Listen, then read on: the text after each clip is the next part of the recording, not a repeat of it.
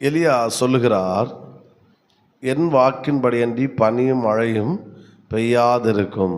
அவன் என்ன செய்கிறான்னா, தன் முகம் தன் முழங்கால் படிட குனிந்து தன் ஊழியக்காரன் நோக்கி சமுத்திர முகமாய் போய் பார் என்றான். அவன் போய் பார்த்து ஒன்றுமில்லை என்றான். இன்னும் 7 தரம் போய் பார் என்றான்.